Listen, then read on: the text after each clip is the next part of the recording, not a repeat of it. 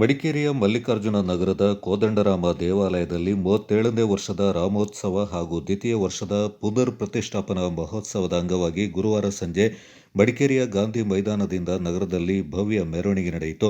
ವಿಶೇಷ ಪಲ್ಲಕ್ಕಿಯಲ್ಲಿ ಆಸೀನಗೊಂಡ ಕೋದಂಡರಾಮ ಪರಿವಾರ ಉತ್ಸವ ಮೂರ್ತಿಯನ್ನು ಹೊತ್ತ ಬೃಹತ್ ಮೆರವಣಿಗೆ ಗಾಂಧಿ ಮೈದಾನದಿಂದ ಜನರಲ್ ತಿಮ್ಮಯ್ಯ ವೃತ್ತಕ್ಕೆ ಸಾಗಿ ನಗರದ ಪ್ರಮುಖ ಬೀದಿಗಳಲ್ಲಿ ಸಾಗಿತು.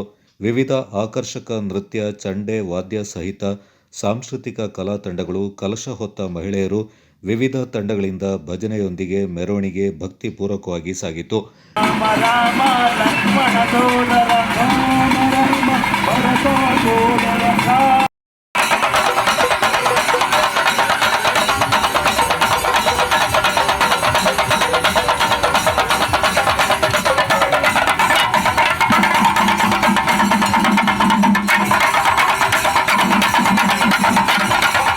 ಕೋದಂಡರಾಮನಿಗೆ ಕೋದಂಡರಾಮಕ್ಕೆ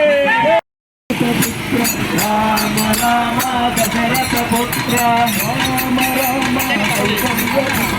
ರಾಮ ರಾಮ ಕೌಸಲ್ಯ ಪುತ್ರ.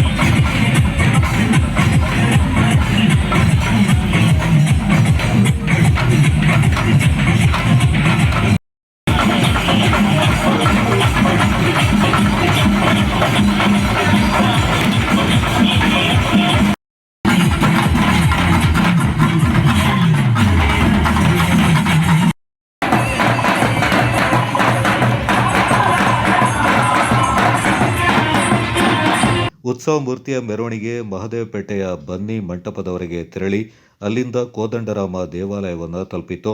ಗುರುವಾರ ರಾತ್ರಿ ದೇವಾಲಯ ಆವರಣದಲ್ಲಿ ಭಕ್ತರಿಗೆ ಉಪಾಹಾರದ ವ್ಯವಸ್ಥೆ ಮಾಡಲಾಗಿದ್ದು, ರಾಮನವಮಿಯ ಹಾಗೂ ದೇವಾಲಯದ ಪುನರ್ ಪ್ರತಿಷ್ಠಾಪನದ ಅಂಗವಾಗಿ ಶುಕ್ರವಾರ ಬೆಳಗಿನಿಂದಲೇ ವಿವಿಧ ಪೂಜಾ ಕಾರ್ಯಕ್ರಮಗಳು ನಡೆಯಲಿವೆ.